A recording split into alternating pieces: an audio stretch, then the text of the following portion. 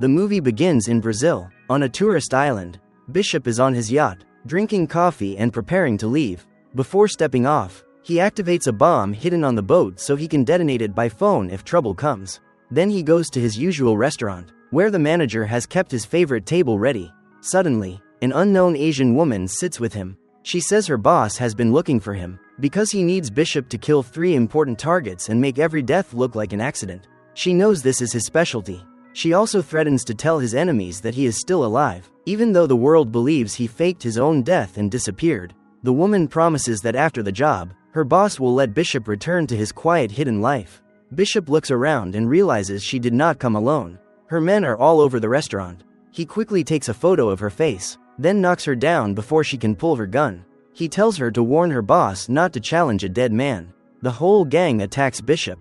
A brutal fight breaks out, but Bishop takes down several men with professional skill. Since there are too many enemies, he escapes the restaurant and runs toward a moving cable car. The woman and her men chase him into the same cabin and try to reach him, but Bishop jumps onto another tourist's hang glider and gets away. That night, Bishop returns near his yacht and sees the ambushers waiting on it. He uses his phone to set off the bomb. The yacht explodes, killing everyone on board. Afterward, Bishop goes to a hidden stash and takes a box filled with cash, passports and phones. He keeps only what he needs, then burns the rest so nobody can track him. Bishop leaves for another island, where he meets his old friend May, the owner of a small hotel. May takes him to his usual room and lets him rest. As soon as she leaves, Bishop opens a secret compartment under the floor and takes out his gear. He researches the Asian woman and discovers she works for a dangerous man named Crane. The next day, a woman named Gina arrives on the island and asks May for first aid supplies. May notices bruises on her body and offers more help, but Gina says she only needs the supplies. That night, May sees Gina arguing with a man on a yacht, so she runs to Bishop and asks him to stop it before the girl gets killed. At first, Bishop watches through binoculars and thinks it may only be a family fight. May convinces him to check anyway. Bishop rows close to the yacht. The man threatens him to stay away, but Bishop steps in and fights him. The man falls, hits the deck and dies. Bishop brings Gina back to shore. When he checks her passport and phone, he finds photos of himself, proving she was sent to find him. He burns the yacht at sea, returns to the island, points a gun at Gina and forces her to tell the truth. Gina admits Crane sent her, but says she does not work for him. According to Gina, the whole yacht incident was staged so Bishop would see her as a victim, save her and slowly trust her. After getting close to him, she was supposed to call Crane for the next order. Gina explains that she protects war orphans, and Crane threatened to kill the children if she refused. She had no choice. Bishop says he was also an orphan. A crime lord trained him and Crane to become assassins. Bishop escaped, but Crane was punished because they thought he helped him. Since then, Crane has hated Bishop. Bishop tells Gina to stay with him and call Crane as planned so they can fool him. In return, he will protect her. The next day, Bishop checks Gina's story and confirms it is true. He also spots Crane's men watching the beach. To fool them, Bishop and Gina walk around like a couple, acting as if Crane's plan is working. That night, Gina apologizes for dragging him into this. Bishop has already started caring about her and she feels the same. Bishop tells Gina his plan. The next day, they will leave the island by boat and he will take her and the children somewhere safe. He will not kill the 3 targets Crane wants. Once Gina is safe, he will kill Crane because that is the only way to stop him from hurting her, the children and Bishop himself. But the next morning, Crane's men attack the beach. Bishop fights hard to protect Gina, but there are too many enemies. They kidnap her and take her to Crane. One of Crane's men gives Bishop a phone, and Crane tells him to come if he wants to see Gina alive again. Bishop goes to the meeting point and sits in the chair Crane prepared. He immediately notices a bomb under it, set to explode if he stands. Crane appears and says this is the only way to keep Bishop from attacking him. Then he gives Bishop files on 3 targets.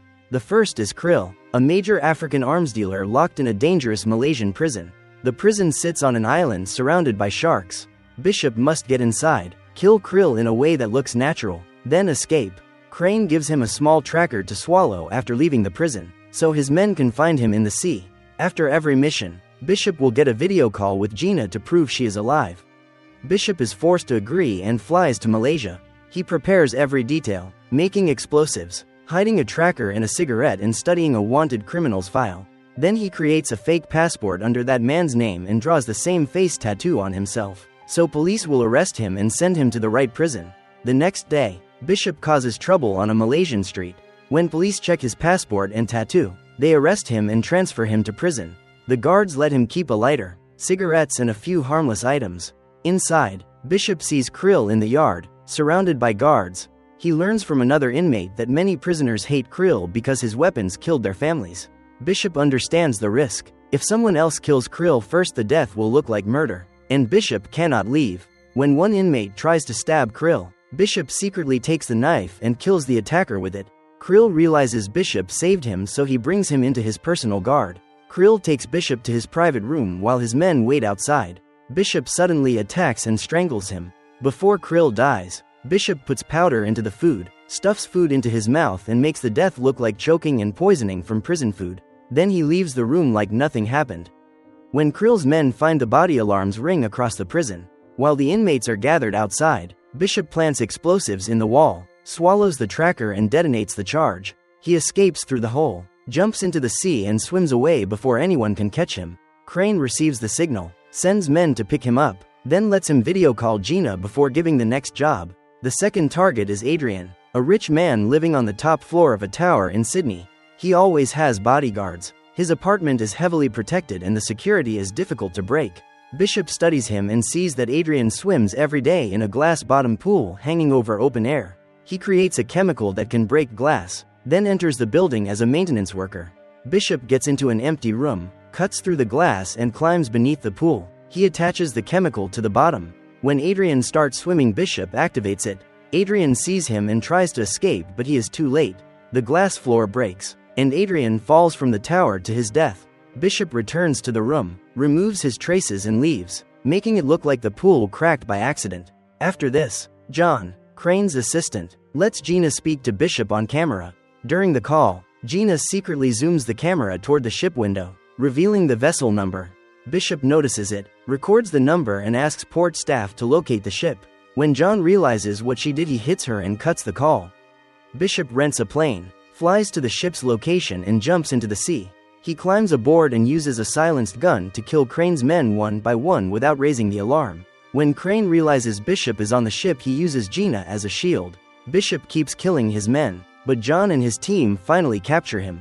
Crane says he will give Bishop one last chance to kill the third target. If he tries anything again, both he and Gina will die. The final target is Max, another powerful arms dealer living in a heavily guarded building. While studying him, Bishop realizes all three targets are top arms dealers. He finally understands Crane's real plan. Crane wants to remove every rival and become the only weapons dealer left. So Bishop decides not to kill Max, but to use him against Crane. Bishop breaks into Max's building, disables the cameras and triggers the alarm. As the guards rush Max into his safe room, Max opens the door and finds Bishop already inside with a gun.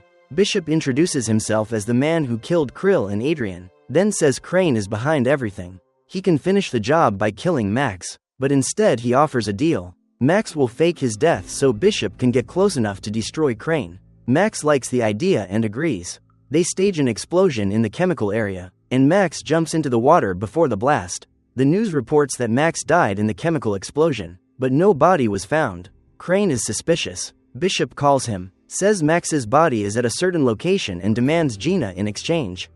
Crane sends John and his men to confirm the body. If Max is dead, they must kill Bishop. But Bishop has prepared the area with mines, explosives and deadly traps. When the men arrive, he shoots them, triggers bombs and wipes them out. Crane watches through the cameras and realizes Bishop is coming for him, so he prepares defenses on his yacht. Crane brings Gina onto the yacht and surrounds himself with guards.